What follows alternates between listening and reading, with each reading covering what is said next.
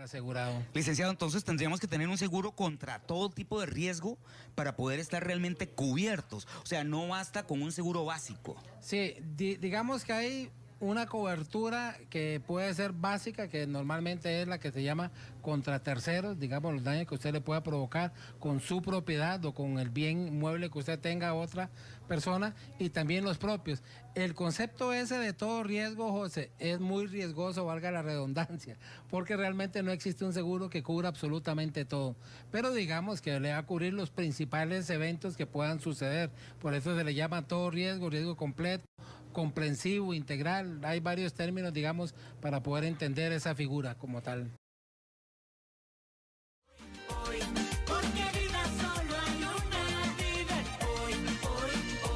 8:03 de esta bonita mañana de lunes, inicio de mes, sonría que la vida es hoy, ya lo sabe.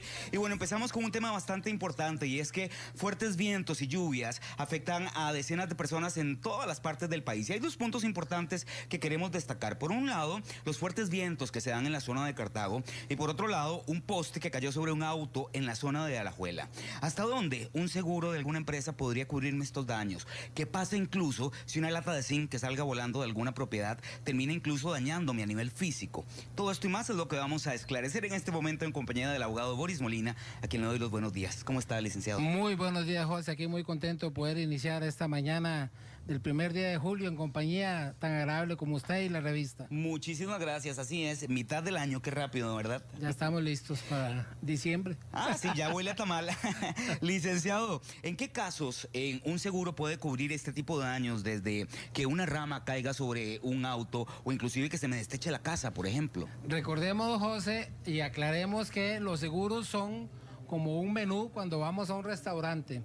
Si queremos comprar el gallo pinto, podemos comprarlo con huevo, podemos comprarlo con queso, podemos comprarlo con maduro, con carne, etcétera. Con los diferentes acompañamientos. Dependiendo de lo que usted compre el seguro o de los ingredientes que tenga, así va a ser la cobertura que se le pueda dar. Ahora, bueno, ahí estamos viendo, de hecho, imágenes que se dieron en la zona de Cartago, que realmente es impactante ver cómo salen volando estas latas de zinc. ¿Qué debo hacer si mi vivienda sufre daños por los fuertes vientos, por ejemplo, como lo veíamos ahorita en imágenes? ¿Cómo debo de reportar el siniestro a esta compañía de seguros, licenciado? Bueno, lo primero, y partiendo de que efectivamente tenemos un seguro que protege, digamos, ese riesgo en particular, que podríamos estar hablando de vientos huracanados o podríamos estar hablando de un huracán como tal, ¿verdad? Entonces, si esa cobertura está dentro del seguro, entonces ese siniestro tiene que reportarse a la aseguradora dentro de un plazo establecido. Normalmente son 5 días, ¿verdad? Se puede hacer en cualquier momento de esos 5 días, y lo importante es que se pueda documentar efectivamente cómo sucedió para que se vea que no hay, digamos, ningún acto que tenga que ver directamente con el asegurado. Licenciado, entonces tendríamos que tener un seguro contra todo tipo de riesgo para poder estar realmente cubiertos. O sea, no basta con un seguro básico. Sí, digamos que hay una cobertura que puede ser básica, que normalmente es la que se llama contra terceros, digamos los daños que usted le pueda provocar con su propiedad o con el bien mueble que usted tenga a otra persona, y también los propios. El concepto ese de todo riesgo, José, es muy riesgoso, valga la redundancia, porque realmente no existe un seguro que cubra absolutamente todo. Pero digamos que le va a cubrir los principales eventos que puedan suceder. Por eso se le llama todo riesgo, riesgo completo, comprensivo, integral. Hay varios términos, digamos, para poder entender esa figura como tal. Licenciado, ¿qué tipo de limitaciones o exclusiones, por ejemplo, podrían existir en este tipo de sucesos, verdad? ¿Hasta dónde incluso, no sé, una compañía aseguradora podría decir que hubo negligencia por parte del asegurado, o que en realidad el daño que existió no fue por el viento, sino porque no había un buen mantenimiento de la propiedad, por ejemplo? Bueno, esa es una muy buena limitación que podría existir, alguna exclusión. La limitación principal siempre va a ser el monto, José, porque nosotros estamos acostumbrados a pensar que el seguro me va a cubrir por cualquier monto, o montos ilimitados. No, siempre hay una cobertura por un monto específico, que normalmente es el valor del bien o lo que se calcula, el daño que pueda causar a un tercero.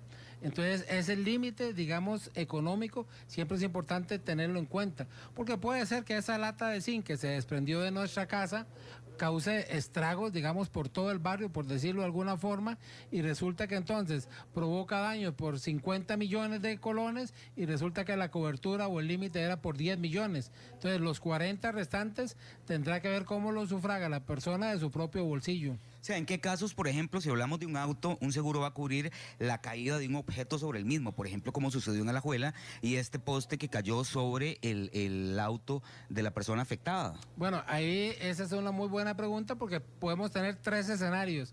Que efectivamente el auto tenga un seguro que le cubra a él mismo.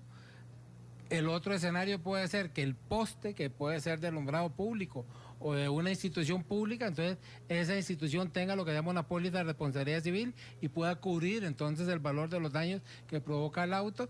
Y la tercera es que sea de una empresa pública o una empresa privada o un particular, que realmente ese poste o ese artefacto que le pueda provocar el daño al vehículo provenga de un tercero.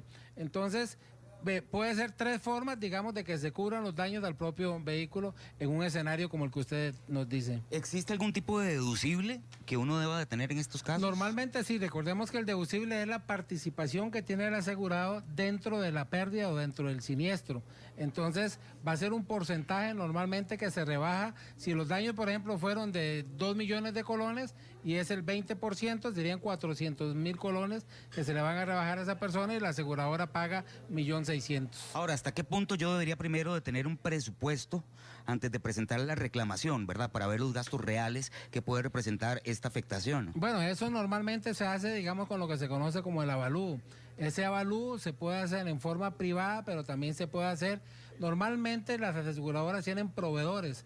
Entonces le dice, vaya a tal taller o vaya a tal institución o llame a tal ingeniero, etcétera, etcétera, para que hagan un avalúo exactamente de cuáles son las pérdidas reales, cuáles son los daños que se sufrieron en el inmueble o en el bien mueble. Ahora, ¿cómo se determina el valor de los daños, licenciado?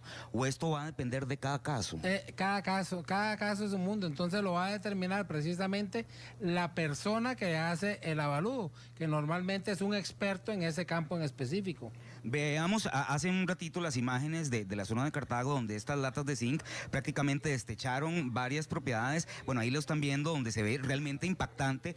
¿Qué Sí. pasa si yo voy caminando en ese momento por ahí y una lata de estas termina afectándome a nivel físico? Bueno, José, imagínate que puede perfectamente producir hasta la muerte. Claro. Si se determina que, por ejemplo, el Ministerio de Salud le había hecho una prevención a esa empresa diciéndole que tenía que socar esas latas, ponerle más tornillos porque estaban flojas y que si se venía un ventolero podía pasar eso, ahí estaríamos hablando de un acto negligente que puede provocar lesiones o la muerte sobre una persona. Entonces podríamos estar hablando, aparte de todo el tema civil, de una cuestión penal, lesiones culposas o incluso un homicidio culposo. Ahora, ¿qué debería yo hacer para presentar una reclamación, verdad? O sea, ¿qué debo de documentar? Y también si existe algún plazo puntual, porque puede ser que la lata me golpee y en el momento del impacto yo no sienta nada, pero conforme pasen los días o las semanas, la afectación pueda ser más grande. Bueno, realmente el plazo de prescripción en este caso para presentar el reclamo, de acuerdo con la ley, son 10 años. Entonces, digamos que ahí no tendríamos esa preocupación. Pero es distinto el plazo de ley para presentar, digamos, un reclamo por daños y perjuicios al plazo que pueda tener un seguro en específico. Cuando hablamos de seguro, los seguros sí tienen un plazo. Es más, el cobro del seguro establece un límite de prescripción de 4 años. Entonces es diferente a lo que podría funcionar en el mundo real, por decirlo de alguna forma. Ahora, ¿qué acciones legales yo podría emprender si considero que la compañía de seguros está actuando de forma negligente o injusta a la hora de que yo presento la reclamación? Incluso si me ofrece, por ejemplo, una indemnización que yo considero que es insuficiente o que no corresponde. Claro, hay varias acciones. Primero, ante la aseguradora. Segundo, hay un órgano que se llama de protección al cliente o protección al consumidor, que normalmente está adscrito a las aseguradoras, pero funciona de manera independiente.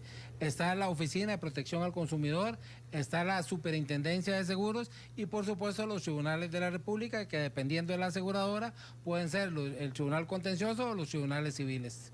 Bueno, definitivamente es información necesaria en estos días con tantos vientos, con tantas lluvias, que ojalá no terminen afectando más a la población. Muchísimas gracias, licenciado. Siempre un placer estar por acá, José. Muchas Y bueno, gracias. llegó el momento de compartir y hacer las 8:12 de esta mañana que tenemos preparado para usted en este primer bloque de la revista. Hoy